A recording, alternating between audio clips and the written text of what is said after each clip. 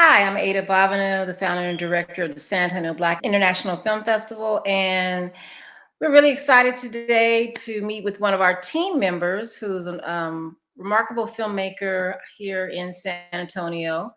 He has a new sitcom, web series sitcom that he's produced, and we're so excited to be able to speak with him.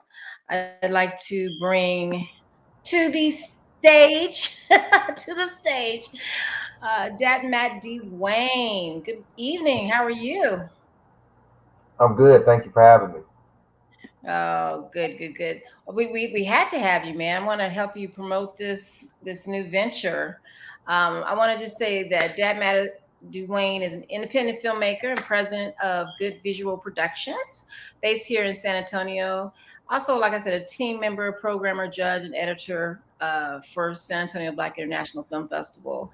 He has done a number of shorts, and now he's moved into sitcom realm, and we're going to be looking for a feature soon because I know you're probably going that direction. Yes. But Dwayne won NAACP and Ford Motor Cinematic Short Film Competition for his short film Policing, which premiered in Hollywood at the Museum of Tolerance Theater. And he also did a soundtrack which featured San Antonio's poet laureate Andrea Vocab Sanderson. So tell us. I mean, I like to kind of rewind a bit because it's always so fascinating to me how folks got started in filmmaking. You started off as a rapper with a group called Texabama. Texabama, right. Yeah. So tell us about your how you guys started with rapping here at San Antonio, because it's not like it's New York or Philly or East Coast vibe. So how you guys started with that with Texabama, and how your interest shifted towards video and film production and directing. So I've always wanted to be a director since I was knee high to a grasshopper, as they say, right? I'm a little country, but I've always wanted to be a director and a filmmaker. Music is something that I have a huge passion for as well. Uh, but I always felt that to pursue music, I needed to do that in my younger years, and I always said that as I got older, if I hadn't quote unquote made it in music by the time I was 30, then I would start doing the film full time, and that's kind of the way it played out for me. We had a great run with Texabama. Me and my brother Tony Mayhem, we came together in another group called Fortune Music Group. And once Fortune Music Group went its separate ways, we stayed together. And he was from Alabama, I was from Texas, and so the name wasn't too hard to come up with. We named it Tex Bama, and we released 6 albums. We ended up teaming up with my brother TOS out of Houston, and then my brother Gotti Fees, rest in peace, who was here from here in San Antonio. So wait a minute. So you always had like performing in your blood? Oh yeah, oh yeah. I was dancing. I was starting off dancing. I was in a anti-drug group called Troop RTF back in the day. Uh, Mm-hmm. I've always been, a performer, so to speak. I've never been shy to be in front of people and putting myself out there. As far as in entertainment, so to speak. Mm-hmm. And yeah, we had a lot of fun. We were doing talent shows all over the place. I was singing back in the day before my voice changed. Like, yeah, Mm. all of it.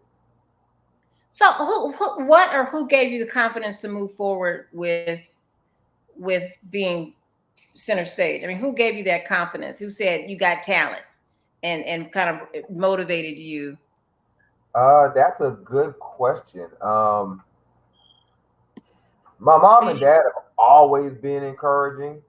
uh-huh. My grandmas were pretty much my whole family. There's never really been anybody in my family um, that didn't encourage me in that route. I mean, I think they seen it in me since I was young. Mm-hmm.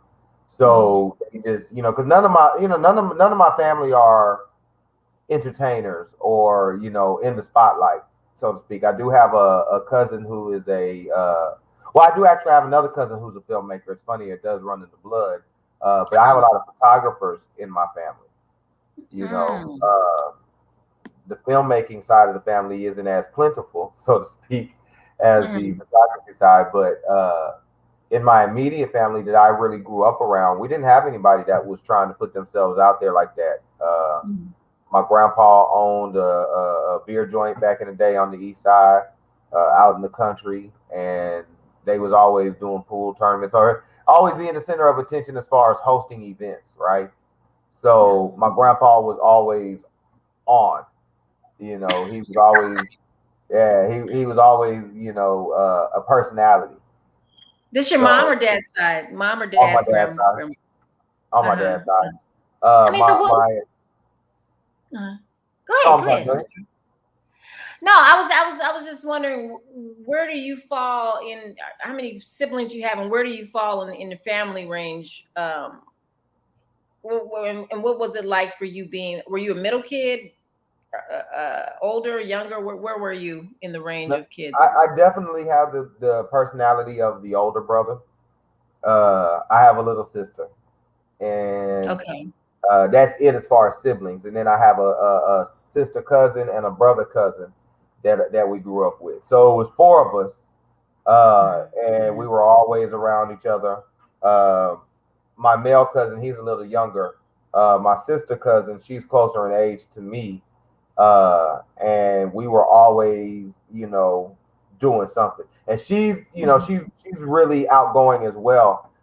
She was Miss what are they, San Antonio, or not Miss San Antonio, but oh, they used to have them the our side of town pageants or whatever. She Oh, was the Miss okay. I Town don't one know, but year. I'm not a pageant girl. But Yeah, okay. she had to get up there and read Maya Angelou poem when she was like Oh 12 years wow. old, and ended up Mhm. winning the competition. So we've all connected on that level, and I used to get my cousins together when we would be with, I have a lot of cousins, right? Like 6 or 7 cousins Mhm. at a time. We'd all be together. And so Mhm. I'd be like, all right, bet, look, this is what we fixing to do. We're gonna put on a play. And then we would tell all the family to sit in the kitchen or the living room, and we would run in there, and I would be, all right, and go. And then my sister would go out there and do something, and then my cousin would go and do a little dance or whatever. Then we'd start some music and have something else happen. Like I've always been directing or trying to, you know, tell people what to do, Well, so to speak. so that was actually my next question. How did you shift from rap to filmmaking? What drew you in that direction and gave you the confidence to say I can do this? Well, like I said, I always wanted to be a filmmaker. So once we kind of got to a point with Texabama where um, I didn't really feel like the future was what I was hoping it would be with Texabama, I Hmm. decided to go ahead and switch over to filmmaking. Uh, because that's what I ultimately want to do in life, is be a filmmaker, and tell stories and be a visionary. And so it was a natural progression. I started Hmm. off by doing music videos for the group. I was still rapping and still do, make music from time to time. But Hmm. now the music goes along with my projects. Okay. Yeah, because you're pretty much self-taught, and I think that's important to get out there because people always think, "Oh, I got to go to film school." I go to, but if you have an interest and a passion towards something, I mean, you are a prime example of someone who made their way, made their own way, and learned. I mean, how did you? I mean, who took you under their wing and started you off with the whole filmmaker journey, then directing? 'Cause that's a Uh, lot to be a director. yeah, it is. Here in town, Miss Patsy actually helped me get into it because I was going and doing 48-hour film festivals, and Hmm. just trying to do anything. I had met a guy that was also trying to learn, and he had went to school for it, so he was teaching me about cameras and things like that. Uh, but when I really kind of got a mentor was with Mike L. Jackson. Miss Patsy introduced me to him. I actually went to one of his auditions for a film that he was doing, um, because I wanted to see. Not that I've ever really just wanted to be an actor, but I Mhm. feel it's important as a director to know what it's like to be an actor. So I would take myself on auditions. I even went to acting classes so that I would know what it was like on that side of the camera and Mhm. how to speak to actors, because I knew how they spoke to me and how, how would I feel, because you're coaching and you're encouraging Mhm. and, you're doing Mhm. all this. So how do I, come across and be relatable to an actor if I don't know Mhm. what an actor goes through? So I Yeah. met Mike Jackson, and he allowed me to be assistant director on two or three of his projects. Uh, Mhm. and he let me, do as much as I wanted to do. He didn't hold back. Mhm. And yeah, that's kind of how I got my kick into it. And I Learn think, who I learned and I from. think, yeah, but I think people need to also understand that to be a good director, it's important to be in different roles. And so you being a role of a camera, I mean, yeah, Mhm. of camera, of acting, all that just makes you a better director. So yeah, that's I agree. definitely the way you do it, working on other films. So tell us about your okay. We're gonna move into everything. I'm just trying to get background. It's just the way I am. But your first film when you was Free Word Movement of Impact. Tell us about the concept, how that came about for you, and yeah, and what that film went on to do. Because I know it's So, won a couple of awards. free word moment of impact is free word itself is based on a future where poetry and other forms of expression have been deemed illegal. So people have started selling poetry in the streets like drugs. And it's to do with a lot of losing our freedom of speech. Books are starting to be banned. The internet is dangerous, especially from an informational standpoint, because who are the gatekeepers of it, right? Uh, so free word is a big view of that world. I released a short film from that series called Free Word Moment of Impact, and it's part one of a five-part series leading up to a feature film. And Free Word Moment of Impact can actually be seen on Amazon Prime right now. So plug. I wish I had like a button to go ding. Oh, look at there, look at there. That's production.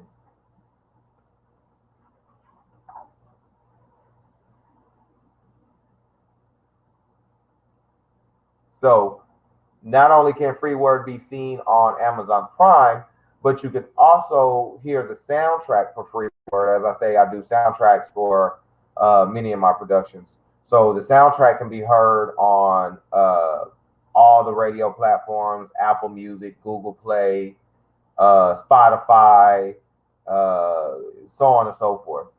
So I encourage everybody to go out there and not only see the movie but check out the soundtrack as well. Yes, and you do connect soundtracks with your films with that music background. You bring that in there. You did the same with Policing, which Policing is a film that you did for a competition for the NAACP Hmm. uh, awards and these NAACP and Ford Motors, right? Right. Yeah. So yeah, that went on to do good things as well. So congrats on that, Policing. And so Thank we can see Policing where? Where can you. Policing be seen? Well, we're still working with policing. We have it in a few more festivals that we're still going through that whole little process.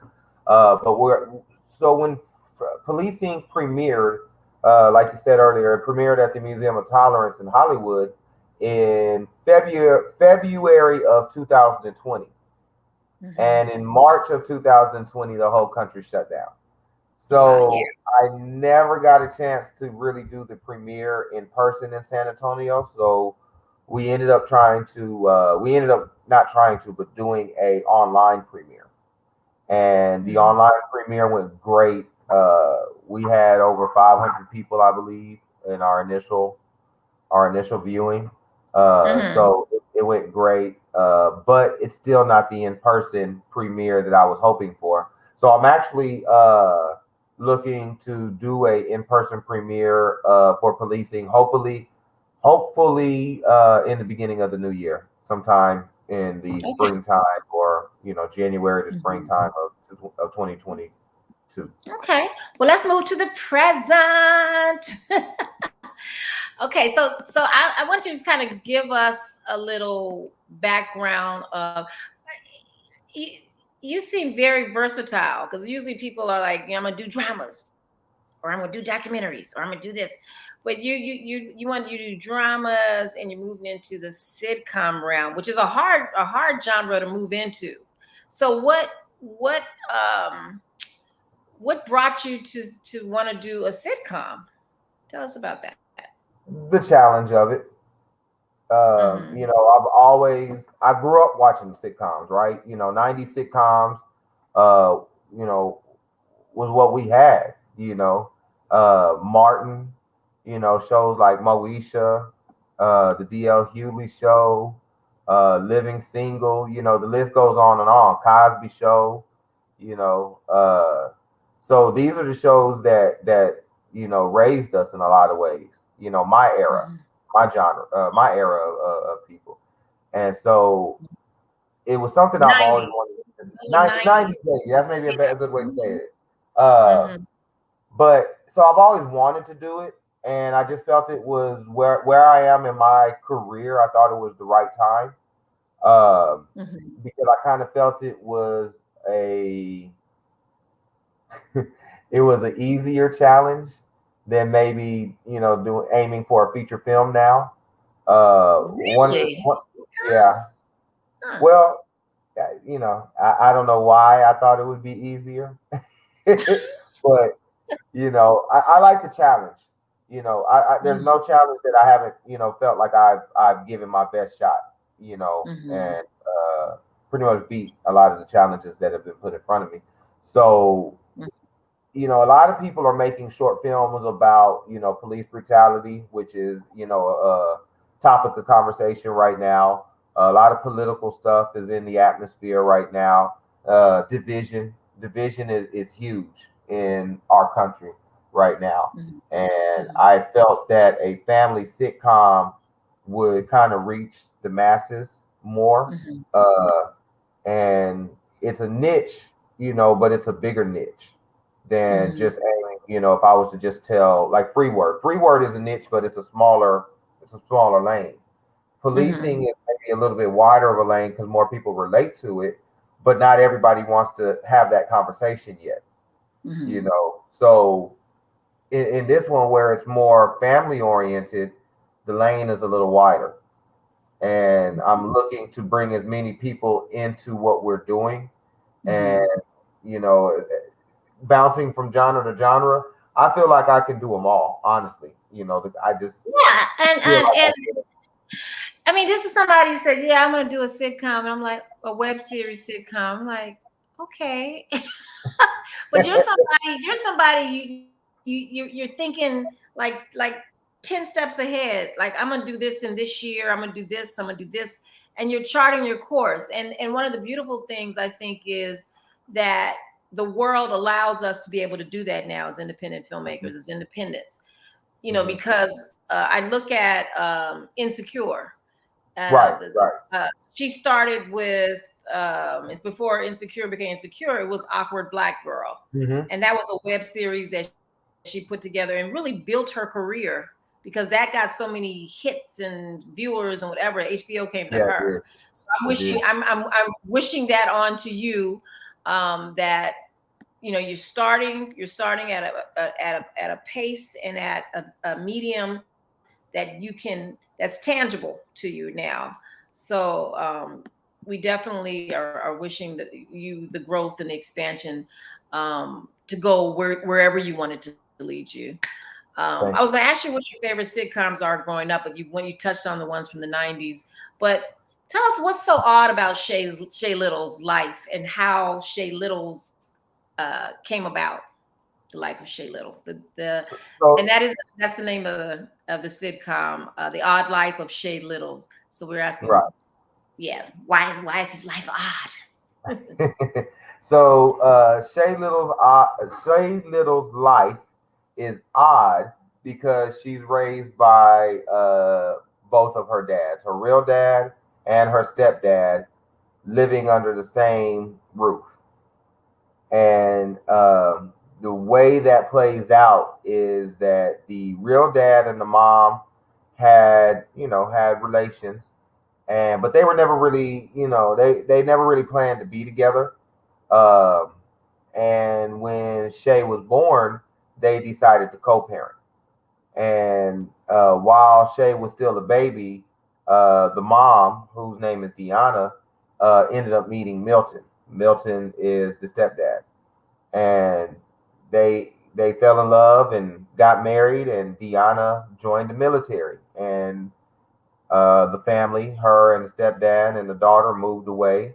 And 15 years pass. Everybody gets along well. There is no hard feelings whatsoever. It's just an extended, distant family. And Deanna goes missing in action and is presumed dead. And so Shay and the stepdad, Milton, now have to move back to San Antonio. And in the first episode, of course, Darius, who is the real dad, is like, yeah, my daughter's moving in with me. I don't know about old buddy, but my daughter could move in with me. Mm-hmm. And during the first episode, you see that, Milton isn't able to really find a place to live. And Shay talks the real dad into letting the stepdad move in until he gets on his feet, quote unquote.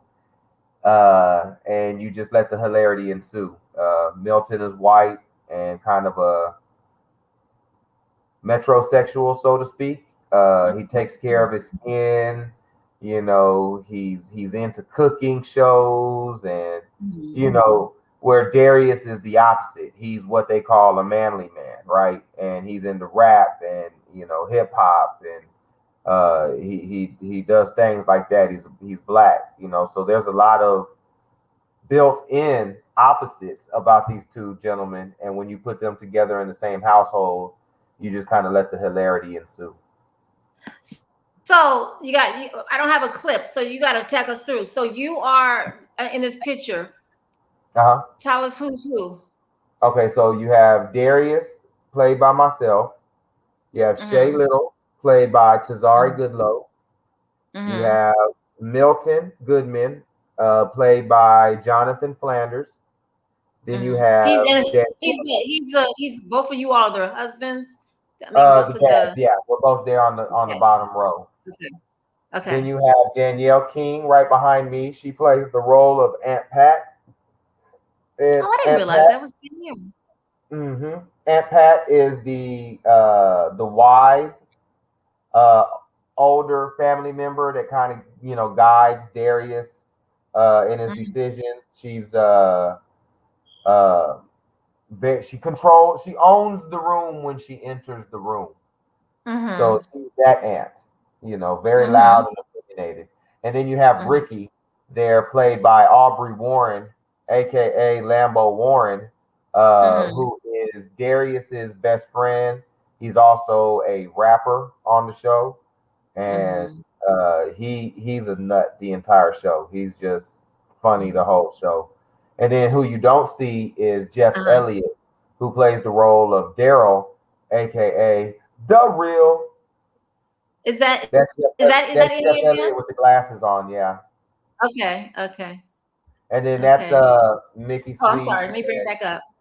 yeah, no problem. Mickey Sweet and Cheryl Metal, D Major and Cheryl Metal. They have a radio show here in San Antonio, and we got Oh. them to do a guest appearance on the show. Oh, nice, nice. So, where did the concept come from? And yeah, I'll ask you the next question next. Where did the concept come from to even write? this particular sitcom? When I started thinking about sitcoms and how would I like to do it, and the Odd Couple just kept standing out to me. It's been It's love the redone, Odd Couple. in a lot of different iterations. You know, Hmm. uh, and I just think just that concept alone is just funny in itself. Pitting two people that are completely opposite and putting them under the same roof. Hmm. When you have that mixture, it's easier to write comedy from. Hmm. No, that's true. That's true. So, and this is something that you personally wanted to act in. Did you write this role with you in mind? How did you? No, no, actually, no, I did it. Uh, that Mhm. kind of just happened. So Mhm. we actually had held auditions for all the roles, and Mhm. we had over 250 people apply for these various roles. Wow. Seven of them were from San Antonio. So, and being that we don't have the biggest budget as of yet, it's easier to Mhm. deal with actors that are close, Mhm. that can drive in. And Mhm. although we paid everybody, our budget wasn't that big to pay them to come from Louisiana. We actually had several people from Louisiana. I Hmm. had one young lady hit me up from overseas, and she said even though she knows she couldn't do it, she still wanted to audition just to have the feedback, which was Hmm. amazing to me to have somebody on the other side of the world, reading a script that I wrote. How did you get So the word out that you were doing this, and in order to get the actors? What lasso did you throw to reel in these people for we audition utilize casting? backstage a lot, Okay. and a lot of these online uh, like talent hubs. Mm-hmm. So and then in it we just told them it was a sitcom, a '90s style sitcom, uh, Mm-hmm. that we were going to be shooting several episodes for, and it's Mm-hmm. amazing how many people you know just fell in love with the idea of a sitcom, Mm-hmm. and that energy that came with it. And so for myself falling in line as playing the role of Darius, we didn't Mm-hmm. have anybody that really fit the role of Darius that applied. And we were kind of down to the last minute. And I was like, guys, talking to the team, I don't know what we're going to do. Maybe we're Mm-hmm. just going to have to put, this square peg into this round hole and try to make it work. And all of them, to a person was kind of like, dude, you fit the role perfectly. Why don't you just play the role that you wrote? And I argued against it because I wanted to stay in a director role. Uh-huh. But ultimately, I succumbed to the idea, if that's the right word to use. But I went ahead and decided to do it because I did feel like I knew the role better than Mm-hmm. maybe I could explain it to somebody else. And Mm-hmm. everything else is just kind of fit from there. From cause me and Aubrey Warren, I'm close with everybody on the crew, Mm-hmm. but at the same time, everybody earned their roles because we did it by vote and like a number system. So we tried to take away personal ties to the actors. Mm-hmm. Okay. So how did that work in terms of bringing on the whole mix, the different races, the different races of the fathers? Did you want that initially? Was that the goal to have a white dad and a black dad, and Hmm. the daughter is mixed race? Is that the Well, is? she's actually black, but she's played by my daughter, Mm-hmm. and um, I'm actually a mixed race. I'm black and white, 50-50. My Mm-hmm. daughter is 75% black and a quarter white, but she Mm-hmm. looks more mixed than I do. Mm-hmm. So it just happened to play out that way. I think when we in season 2 or 3, depending on how far along we go, once we bring you know uh, the mom's image into Mm-hmm. into play, we'll have to Mm-hmm. make a decision on how the mom looks to make Mm-hmm. it play along well. So being mixed race and having mixed race dads in this, are you bringing some of your own personal experiences growing up as a mixed race child into the sitcom? Not yet. We Mm-hmm. haven't really, the first season is a lot of introduction to the characters and Mm-hmm. kind of establishing them in their new place, Mm-hmm. because they're moving to back to San Antonio. Shay's starting a new life. Darius is, he's trying to get his music career going. Mm-hmm. He's a producer, a rapper, a videographer. Ricky, Sounds a rapper. familiar. Yeah, right, exactly. Uh, so it's a lot of introduction this season. Next season, I think we'll be able to explore what makes each individual character tick a little more, and maybe delve into their stories and their lives a little more. But in Mm-hmm. season one, we kind of introduce the characters and bring you into the world of the odd life of Shay Little. Mm-hmm. Well, tell us about, the production, because how long did you shoot?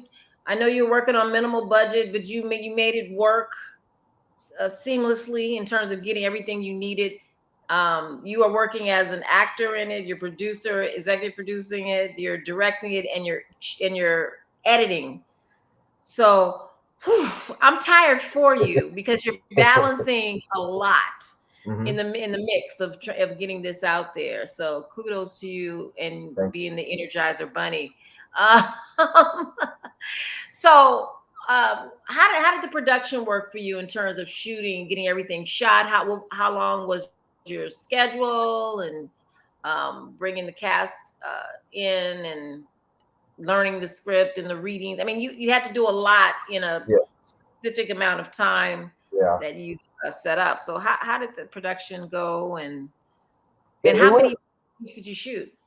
it went great actually. We like I said, I first thought of the idea for Shay's Odd Life, or that's what the name was at first. That's why I keep saying it, Shay's Odd Life.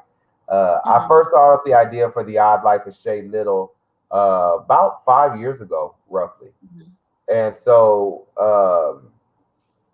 I had enough time to be very organized. And that's something that I've learned is a key part in being a successful filmmaker is organization. And so I met with the team probably for 3 or 4 months prior to even doing the casting.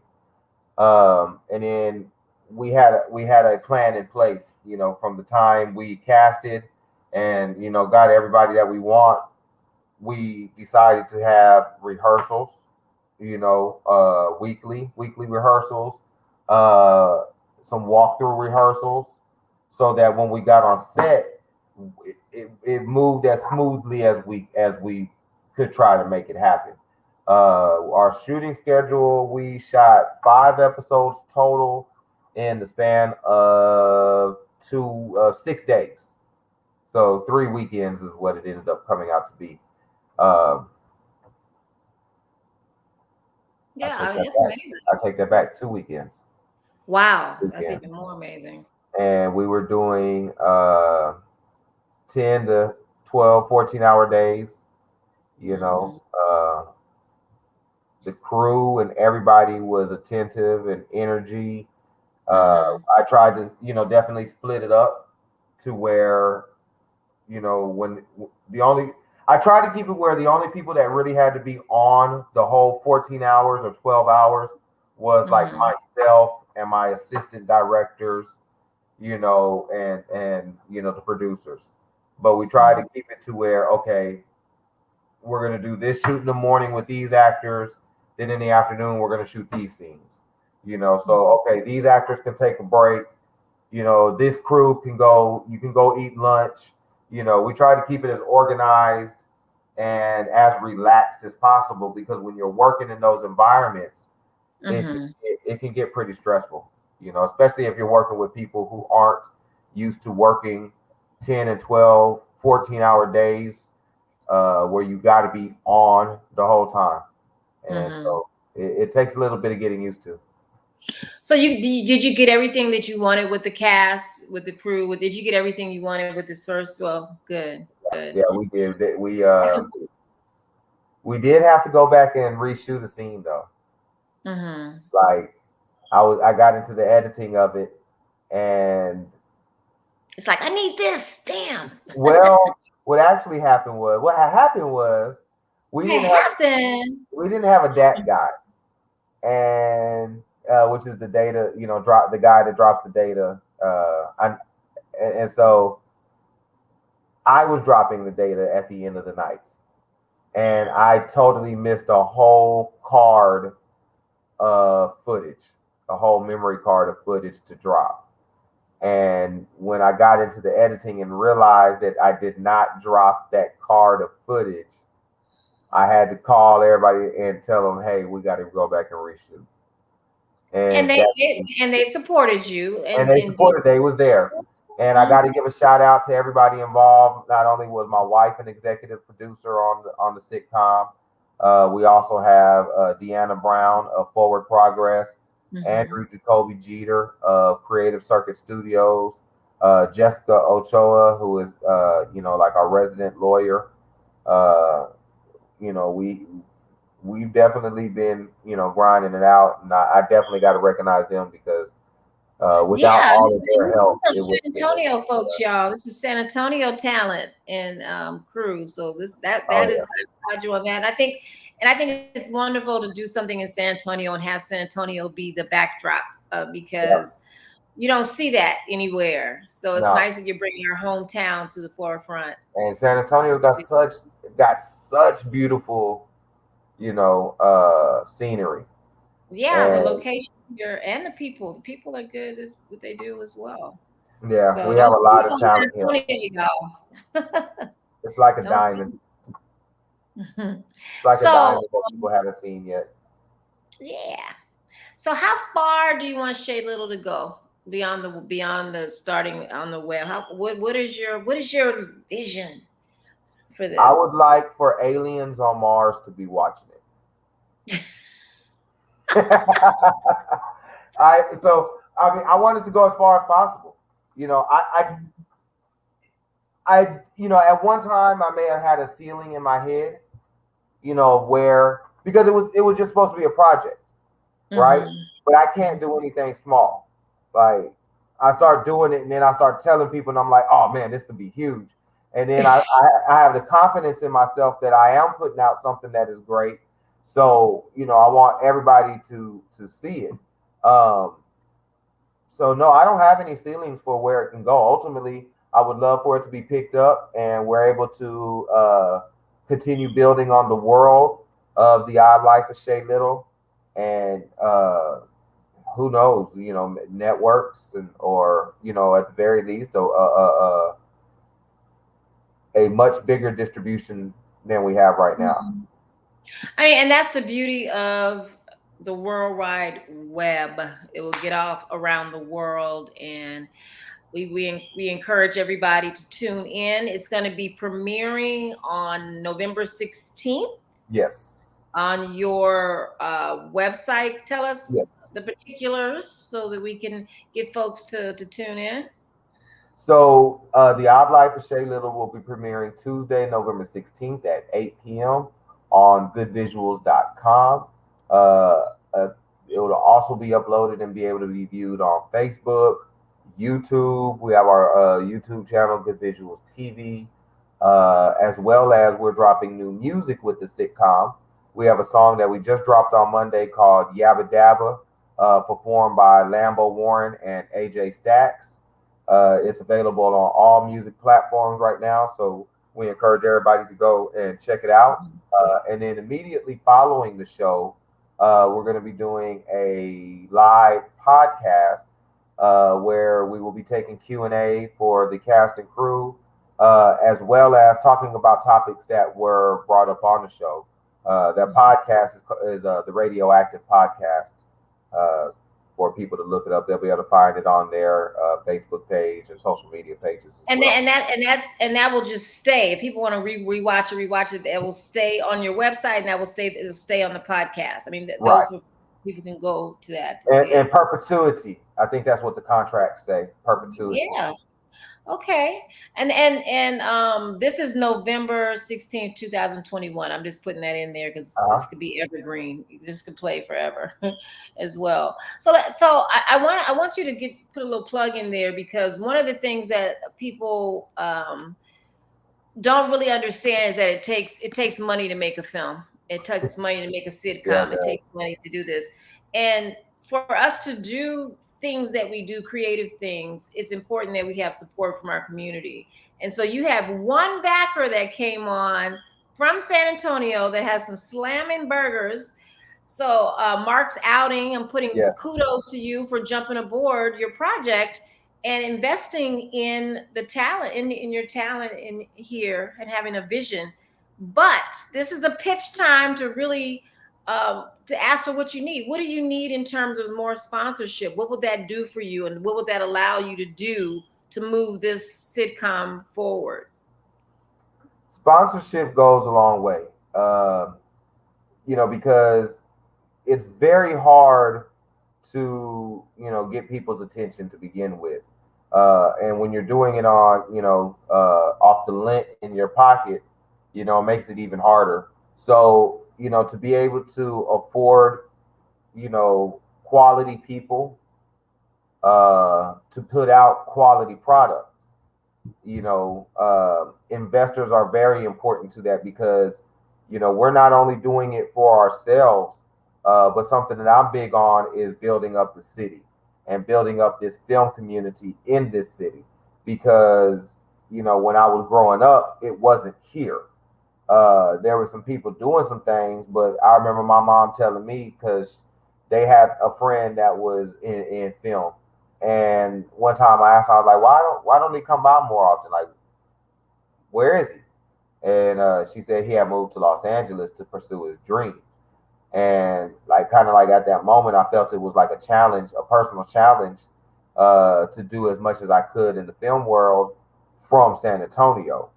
And when I was younger, I didn't have that to look up to. I didn't have many black filmmakers to look Role up models. to begin Mm-hmm. with, and then much less in my own city. you know, and so it didn't really even feel achievable at a lot of the time. It just kind of felt like a dream, or something I was just gonna do, and my family was only gonna, my family was gonna see it. So now, like say earlier about the web, and the opportunities that we have as independent filmmakers to be seen and heard, it's important to me to continue shining the light on San Antonio and what we have here, because I feel that Texas is the next Hollywood, and they're already coming. We just have to continue. We just have to have the people in place to continue building this infrastructure that Mm-hmm. San Antonio needs to maintain, this industry once it comes here, Mm-hmm. No, because so it's true. coming. It's coming. But yeah, I mean, and it's I mean, for now it's like everybody's moved to Atlanta because it's cheaper than in Hollywood, but they need to come a little more down south, because yeah, there's just so much here. It's just a lot. The beauty of Yeah. this city is amazing. And it's the second largest city in Texas. Hey, there So you yeah, the go. The second seventh largest city in Texas seventh and the largest in seventh the state. in I the mean, in the United yes, States. Yeah. seventh in the United States, which is amazing. And So something else that's amazing to me is that we only have 7% African Americans, yes, it only stays 7%. Yeah. and our Yeah. influence over that other 93% is amazing.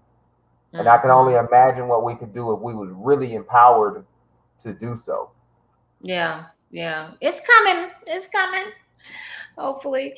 But I want to encourage everyone to support The Odd Life of Shay Little. It's a good visual production, and it airs on the 16th of November, but Hmm. it remains on your website. So that is something that folks need to be privy to. So you can check out the website and just support this brother. He's up and coming, and we're gonna see much more from Dat Matt D Wayne. Hold on, we gotta practice that real quick.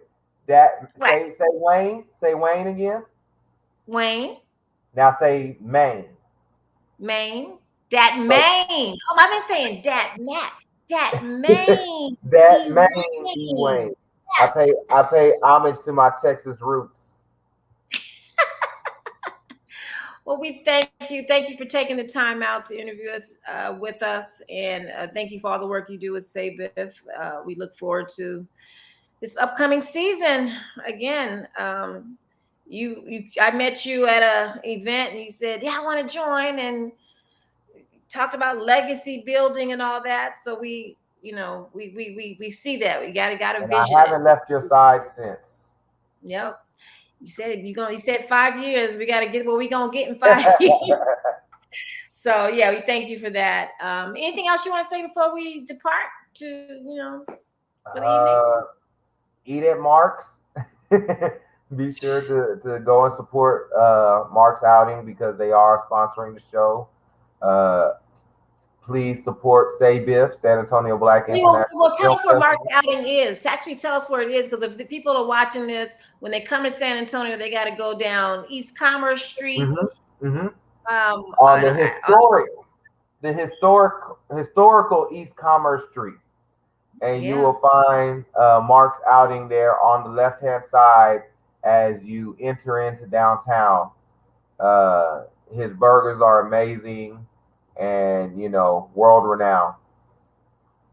yeah, world renowned and just good burgers, good food, and we encourage more sponsorships to come in and support this project. Yes, we do. Yeah, We because that encourage allows. all of y'all. Come holler at me. Yeah, that allows for more episodes, and you can reach him through goodvisuals.com. You want to give your particular email out as well, or is that on the website? You can reach me at greatness at goodvisuals.com. And Mm-hmm. again, visuals is with a Z at the end. Mm-hmm. It's right there below on the Oh, screen. right here. Yes. Well, thank you again, my brother, and we look forward to seeing more great things from you. Looking Already. forward. I appreciate you talking to me and doing this for me.